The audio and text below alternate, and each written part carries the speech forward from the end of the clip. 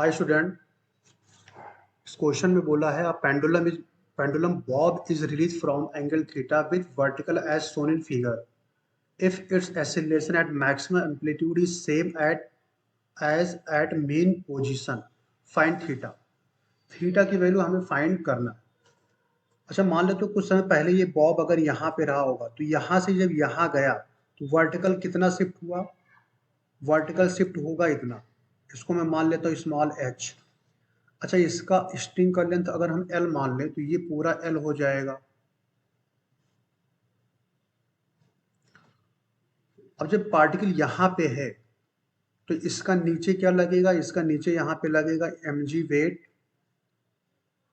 अब इसको अगर हम तोड़ें तो ये अगर वर्टिकल के साथ थीटा है तो ये भी इसके साथ क्या होगा? थीटा।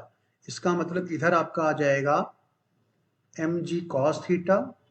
सिमिलरली इधर आ जाएगा इसका कंपोनेंट mg साइन थीटा। अब यहाँ पे mg साइन थीटा में ये जो है mg साइन थीटा, यही इसको क्या करेगा? मीन पोजीशन की ओर लाने के लिए रिस्पॉन्सिबल होगा। तो इसमें अगर देखा जाए तो mg साइन थीटा में जो g साइन थीटा है, ये g साइन थीटा जो है वो काम करेगा एक्सिलरेशन का। मान लेता हूं कि यहाँ पे एक्सिलरेशन ये a1 इक्वल टू है g साइन थीटा। अच्छा, मान लेता हूं कि यहाँ पे पार्टिकल जब है तो इसकी वेलोसिटी है v। अब जैसे जैसे पार्टिकल इस पॉइंट से इस पॉइंट पे गया होगा तो हुआ क्या होगा? उसकी पोटेंशियल एनर्जी इंक्रीज हुई होगी। इसका मतलब काइनेटिक एनर्जी क्या हुआ होगा? डिक्रीज हुआ होगा।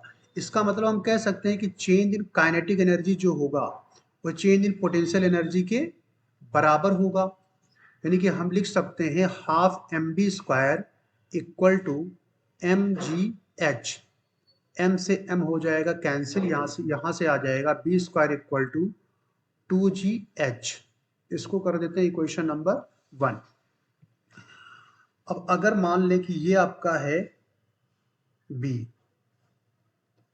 और इसमें अप्लाई करें अगर cos थीटा, तो cos थीटा इक्वल टू हो जाएगा बेस अपॉन हाइपोटेनियस। तो b इक्वल टू आ जाएगा l cos थीटा। अगर h की वैल्यू हम फाइंड करना चाहें तो h इक्वल टू हो जाएगा l माइनस b। यानी कि h इक्वल टू हो जाएगा l minus l cos theta. अब यहाँ से h में इक्वल टू अगर हम l कॉमन ले लें तो h इक्वल टू हो जाएगा l into 1 minus cos theta. अब अगर ये वैल्यू यहाँ पे हम रखते हैं तो ये हो जाएगा b square equal to 2gl 1 minus cos theta. अच्छा, यहाँ पे अगर हम b square by l equal to लिखें तो ये हो जाएगा 2g 1 माइनस cos थीटा।